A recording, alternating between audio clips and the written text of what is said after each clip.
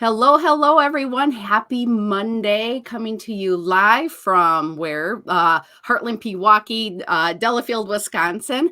I have my dear friend Dawn Leader again joining us. Dawn, welcome so very much. Thank you, Kelly. Today is part 2 of our 5-part series of talking about really our path to soul-aligned living.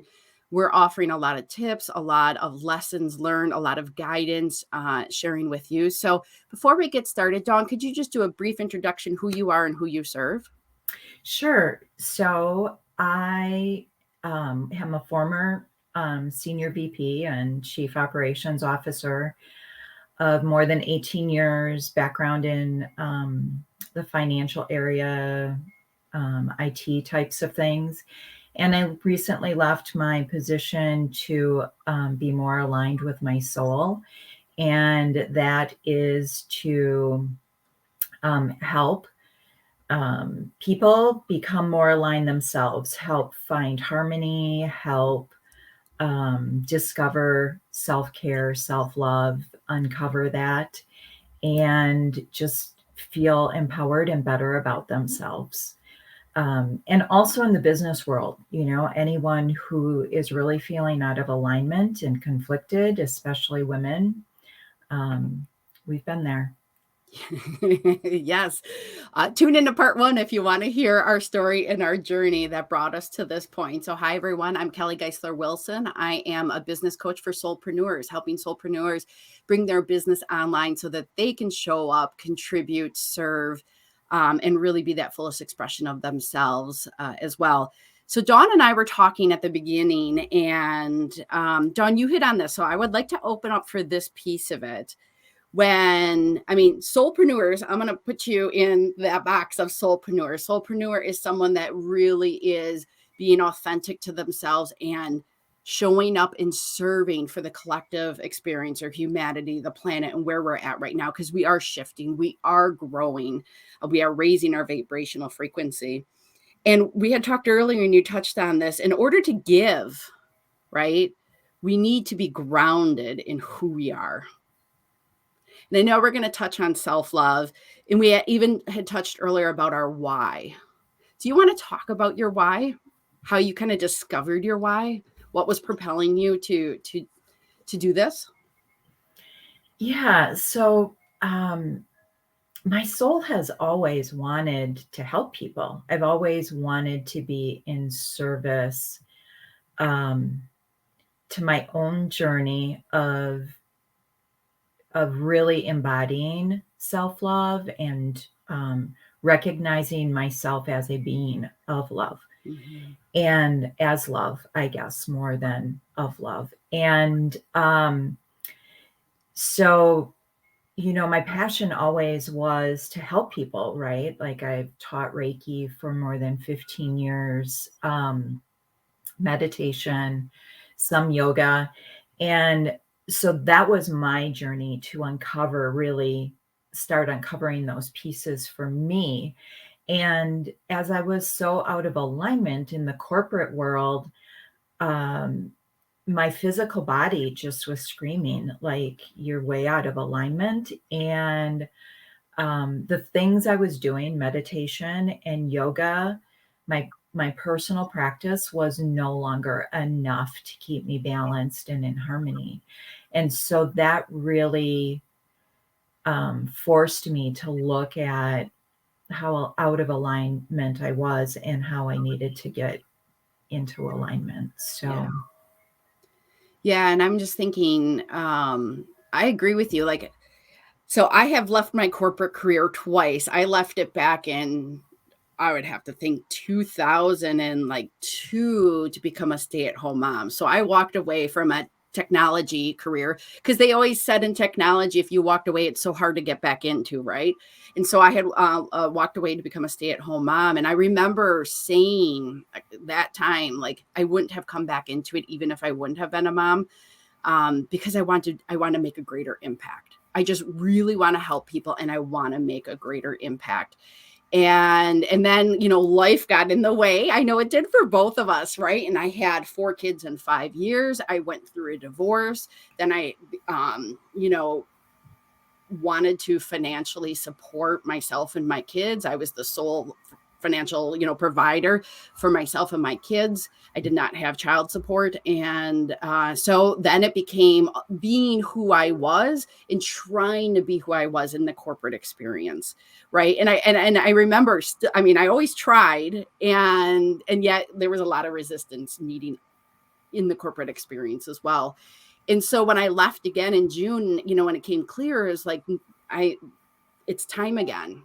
I really want to make a greater impact. And I was working for an organization that made a really good impact, and I wanted to have a more tangible, closer relationship of helping people and empowering people and making a greater impact. And what I realized really recently, doing a retrospective, is I had, again, that real deep appreciation. I've had to go through all of those bumps, all of those lessons to really be who I am today, solid in my why and what I'm in service to and who am I in service to. And there was a lot of wounds that needed to be healed. I don't know if I shared it this time. I think I've shared it with you before. I had an opportunity late last year to go back into corporate, and I didn't have clarity on if it was a yes or no. Mm-hmm. And when I finally, and this was like 6 weeks, and when I finally tuned into it, there was a core wound. My inner child was screaming, like, don't put me back in that situation. And so I did a lot of work with her, and it was the opening. And I was like, that opportunity facilitated that wound that I didn't even know that was in there in the shadows again. I did work that was a hidden wound that was in the shadows again. And since then, I've really been able to come full circle and say to myself, like, I've had to go through all of that yuck to be who I am today, and grounded in my knowing. And I had the opportunity yesterday, someone invited me to do an event at corporate. And I was like, I'm feeling confident of going back into corporate, being on the other side of this change, knowing who I am. And that's part of self-love, right? Knowing who you are, going through those pain points, loving yourself through it, and showing up in a very, very strong way and saying, okay, I'm back at corporate. So we kind of morphed, but that's all of that helped me ground into who I am, and it propels me to serve in a larger capacity and to face my fears, because you will continually get blocked on your journey. You'll get scared. For sure. And I think for me, I really lived a little more dualistic, right? Like in the corporate world, they knew that I did yoga. They knew I did meditation. I had crystals in my office. I had essential oils going often. So there was that part of me that was really trying to be me and be authentic. And yet there really was that part of me that didn't think I would fully be accepted if they really knew some of the things that I believed, or that I personally received as energetic guidance, right? And so as I started to explore leaving corporate, I had to really stop hiding from myself, right? I really, at some level, didn't even want to admit to myself the real truth of who I am, like how deeply I'm aligned, how deeply I'm a clear vessel for information, how I can easily surrender to all of that. I can have my own opinion and totally be present in your opinion, and or your struggle with your opinion. And my shadow, definitely, I had to do so much shadow work in the last 2 years. Really dig into that inner child, hold that inner child with such deep compassion for all the wounds that were created, that created the gifts that I have, right? And that was a lot of self-care, a lot of self-love, a lot of being compassionate to that inner child and to the adult me, right? To this person that's been traversing this year. And really saying a lot of people have these wounds. A lot of people have these same things. And my mission is to be courageous and brave enough to step forward and share my truth. Yes. That is why I love having these conversations, to start speaking about the things that we don't speak about, to start publicly talking about our struggles, because that is, I think, something, part of the repression is we hide our shame or our struggles, and that becomes judgment. And starting to talk about these things that so many people experience, for them to say it's okay. Like, it's okay to start talking about this. It's okay to not be 100%. It's okay to be falling apart and struggling. And I'm just looking at you going, again, honoring your journey, because we've had plenty of conversations over the past couple of years. We know each other well. We know each other's struggles and when we've fallen apart. Right. Yeah. And just giving myself a lot more permission this time around to really be in that messiness, right? Like, to really allow myself to fall apart, and to really honor and allow the rising up of whatever wound or perception, right? It is all perception.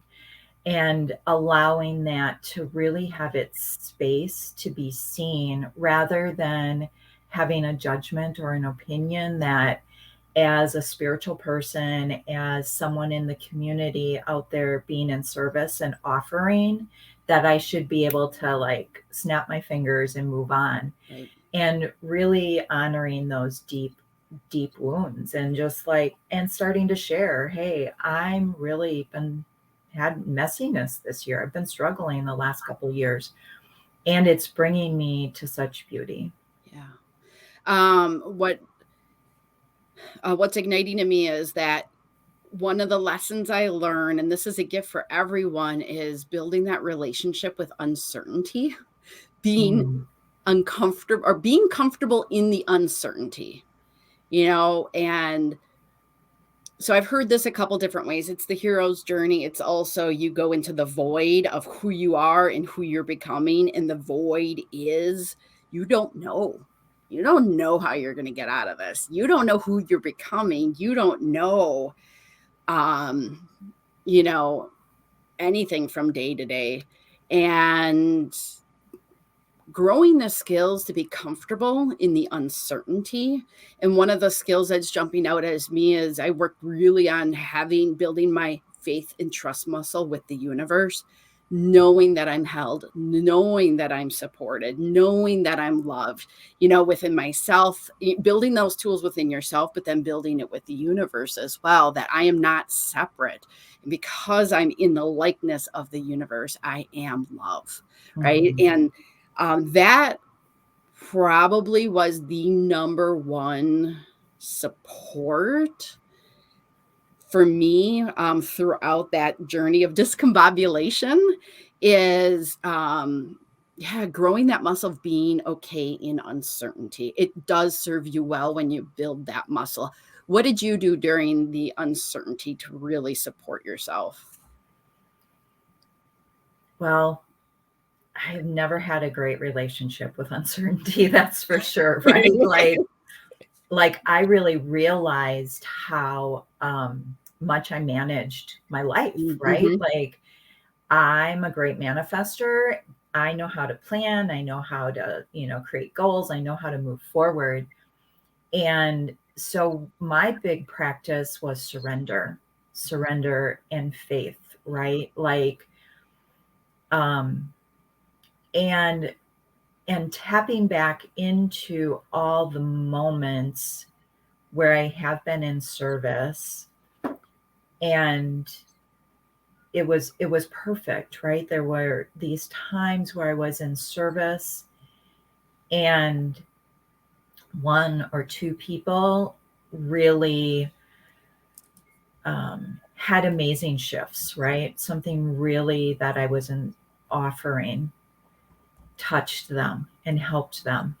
And that actually is what helped me move through those moments of uncertainty, is really diving into that energetic, because I really struggled this fall with surrender. I've been being guided, surrender, surrender, surrender. And I was like, I don't even know what that feels like or looks like, or how do I get there? And I'm still with it, right? Like I'm more and more all the time. It's a frequency that I feel. It's an energetic that I am starting to feel within my body. And so allowing that to be present. And I was with someone the other day, and, she's just this lovely, lovely person. And she just has so much faith and is so devoted to her practice. So I could tap into that frequency, right? Like there's just this amazing sense of having some kind of devotion to your purpose, to your mission that you've aligned with. And, I've been a little bit more the one always out there questioning, right? Like, let's question this, I analyze it, look at it 50 different ways, and then I'll figure out where I align with it and where my vibration is. And there's something really sweet and beautiful, though, about the practice of surrender. I saw the word devotion came across my awareness 6 to 8 weeks ago, and it moved me in my heart. I'm like, oh, because I have been deepening into my devotion, and there's so much bigger invitation there, right, to go even deeper for me in that connection. And that's my connection with my soul. And like you said, your purpose, your mission, your knowing, and that greater knowing you are okay, you are held, that you are not separate, because a part of that freaking out stage, the discombobulation, you feel very separate, so you go into separateness as soon as you touch that. And that was probably my biggest key, was when I felt very separate, alone, isolated, go into connection, go into oneness, go into the devotion. And that was me just learning it on my own by trial and error, trying to figure out how do I handle and support myself. The other thing I'm going to add to it, I keep taking notes. I love, a big part of surrender is letting go of what it looks like or should look like, and be really open to infinite possibility. So I shared this with a client very recently. If you have an expectation, it's going to look like this, you are limiting it to this one outcome. And then sometimes it doesn't happen because you've very narrowly focused it. But really opening and allowing and surrendering to possibility and curiosity and wonder. I wonder how this is going to turn out. I have no idea how I'm going to pay my bills this month, let's say. And I'm so curious to see how I'm going to be provided for, resourced, and supported. That's just an example. Because then you open it to a wide breadth of possibility instead of that one expectation.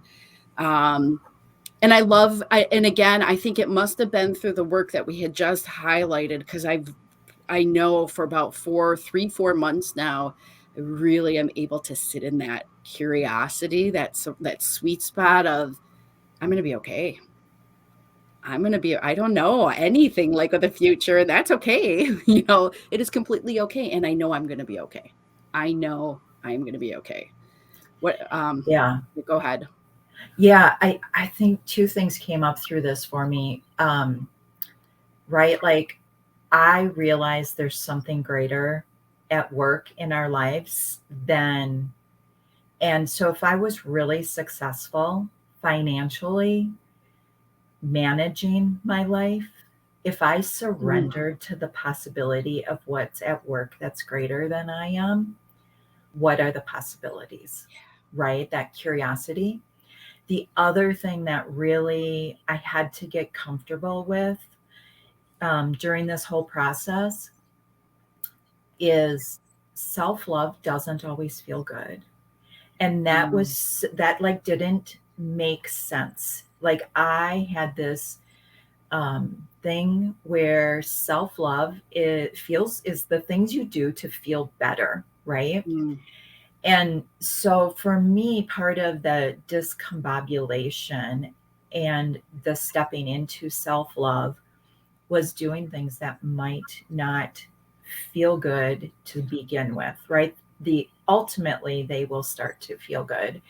But I was not a great boundary person, right? So learning how to start to engage with boundaries was really challenging for me, and it didn't really feel good. It felt kind of messy, and I was like, oh, it like didn't make sense in my head that that was self-love, right? Like there was such an idea in my head that self-love always would feel good.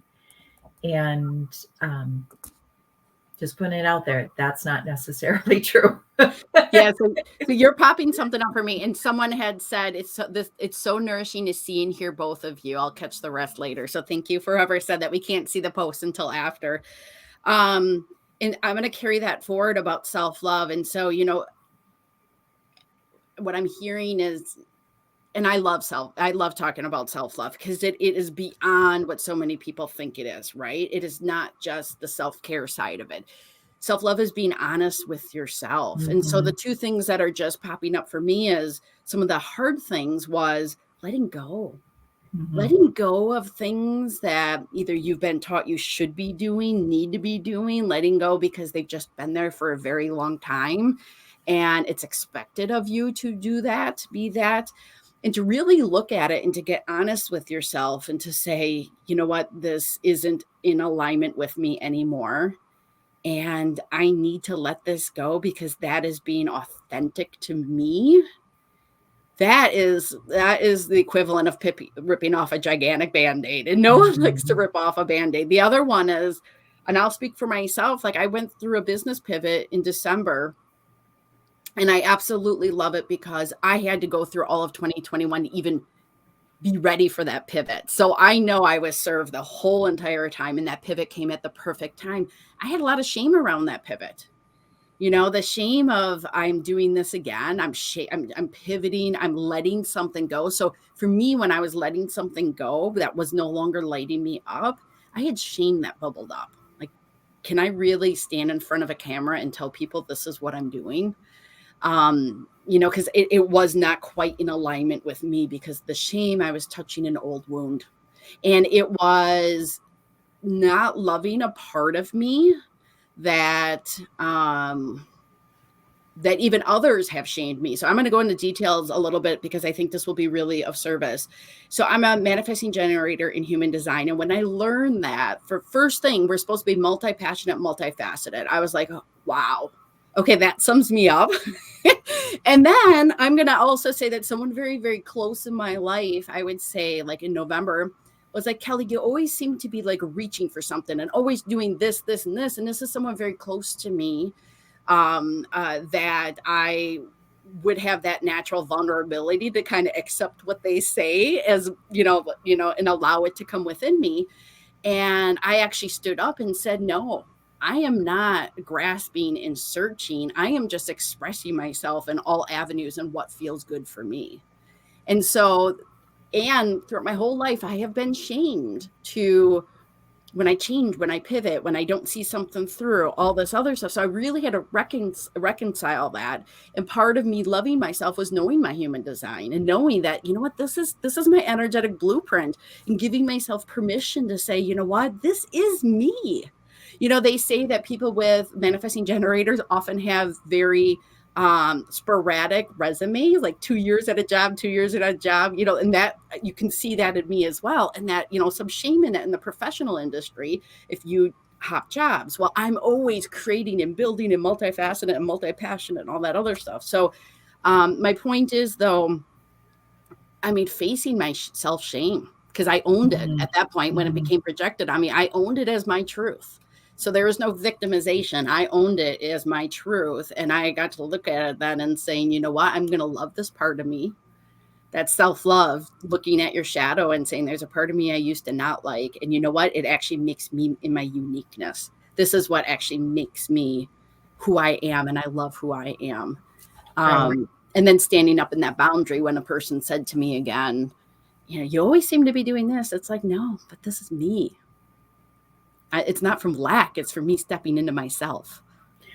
Right. And we are meant to change, right? Like that's part Yeah. of our human experience is that we are ever evolving. We are ever learning and understanding ourselves more deeply all the time, right? Because of the way our human experience was set up, we go through this forgetfulness Mm-hmm. of the truth of who we are, and then we start to uncover that as we find what we're passionate about in life. And so we forget that, right? Like I worked at this company for 18 years and it was very hard to change. Like there Mm-hmm. was not a lot of turnover of staff. So people had been there.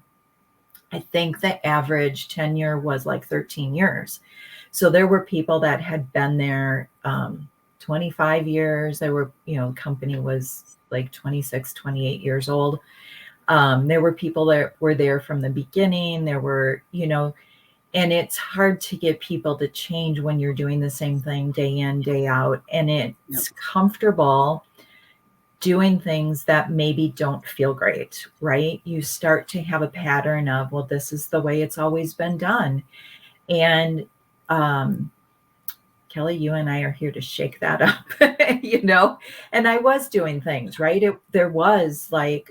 There were reasons why I was staying in that job. There was flexibility. There was, a good income, right? There was a lot of perks.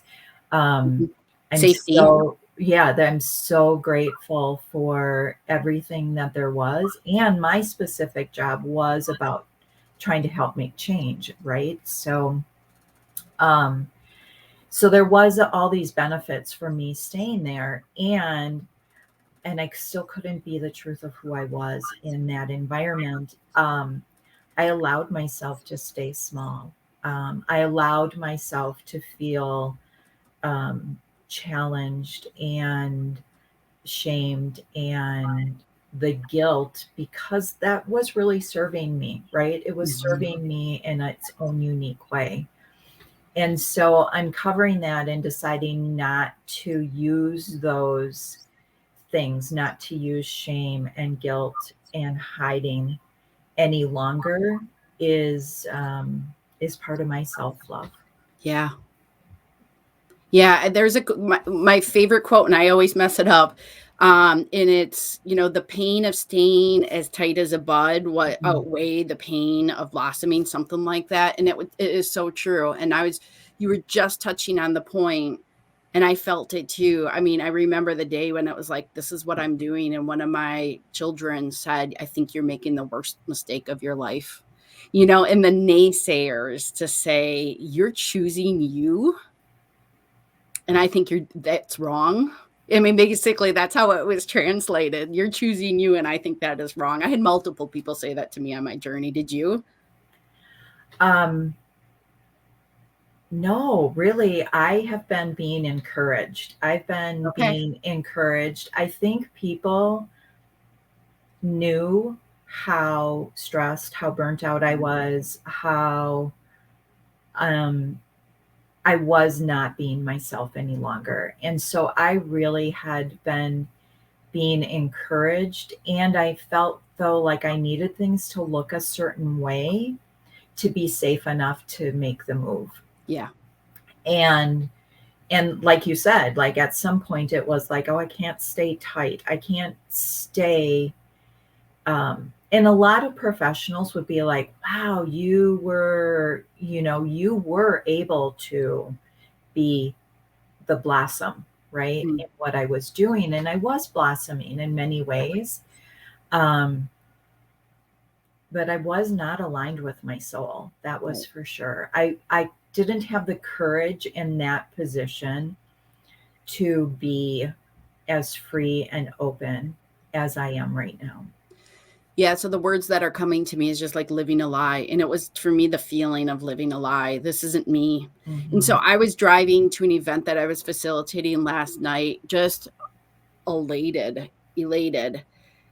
Like the biggest gift you can give someone is receiving them in their fullest expression of Mhm. who they are. And I could always feel that hint when I was in corporate. Like I wanted to express all of me. There was probably an eighth of me of that was being expressed in corporate. And I wanted just all of me wanted to be expressed. And I truly believe that is my soul's purpose is to express myself fully. All of my gifts and talents, the multifaceted, multi-passionate nature is what's meant to be shared because it's coming from a deep place within. And I created a little bit of an Instagram post yesterday because you and others in my circle really receive me in the fullest expression of who I am, and that is the most magnificent gift I think you can give a person. Yeah. Yeah. Someone in the last few days asked me if I missed my job. Mm, Right. So I stepped away from um, really my big duties, my big position early November. And then I worked part time for 6 weeks to finish up some transitional IT projects and left that December 15th. And there's nothing, I don't miss my job at all. right. Um, and and I wasn't really ready for that question, and I was a little surprised, um, little surprised that's my truth. Mm, mhm. Yeah, I would say the same thing. It doesn't even feel like remotely close to the person that I am Mhm. at all. Yeah. And even so I wanna just highlight one more thing because you touched on this, and this is so true. I wanna emphasize it. We mentioned last time about doing business differently, and we could even say doing life differently, right? And that is what I'm going to use my words so correct, or I'm going to include you, but correct me if I'm wrong. Like we are in service to, and I know that humanity is changing. We are raising our vibration. We are changing our vibrational frequency. The shift has been happening for a while, and it's still intensifying of doing life and doing business differently. There is a shift, I believe, that's happening in the business world of that masculine, hyper masculine structure, the power, the control, the force. We are shifting into doing it differently and the same way as life. And so, that's what I'm in service to. Like there is a shift that's happening. These conversations that Dawn and I are bringing you is talking about that shift. And we're talking about the start of our journey of being in the place of really leading in that new energy, in that new alignment, because that is, I think, the shift that all of humanity is approaching or in the middle of. I mean, we're definitely someplace in the middle of it. We're in the Mhm. middle of it. What are your thoughts on that? Yeah, for sure. I think, there's this thing going on, right, called the Great Resignation. Yep. And someone, said to me, "Oh, you're part of this," and I didn't really know what it was. And as I've explored just a tiny bit, people just um, through the whole pandemic that we've been through, they are starting to value time and family and life much differently than they did 2 years ago. And and it is time, really, right, to put people and passion and impact, like global impact, into consciousness and awareness, and do life much differently, do business much differently, and really bring our soul's purpose and journey into the forefront of that, aligning with those business partners that we connect with, that we can have greater impact on the world. Yeah, moving from heart instead of mind, right? Right. Moving from heart instead of mind. Yeah, we're going to continue this conversation. Join us next week. Monday, we will be back again live. If you have any questions, any topics you want to explore, drop them below. We are answering your questions. Thank you all so much for joining. Dawn, do you want to end with any closing thoughts?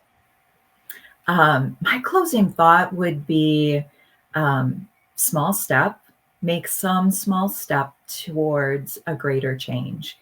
And so consider what that might be. Some little step that makes you feel a little uncomfortable, to give you greater impact in your life. And we're always open to having a conversation. Dawn can include her contact information. I'll include mine as well.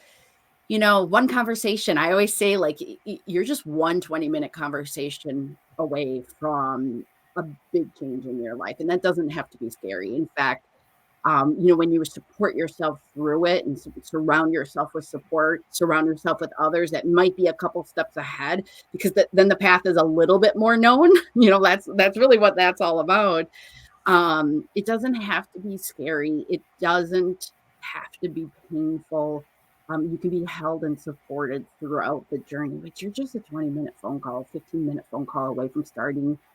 Oh, the words that want to come out is starting a revolution within you to really say yes to you. That is self-love. Our topic today, we were going to explore with self-love. We danced around it in a very different context, but saying yes to you is the greatest act of self-love that I would say. So thank you, Dawn. Appreciate these conversations so very much. I trust that they are in service to whoever watches them, and we'll tune in next time. Thank you, Kelly.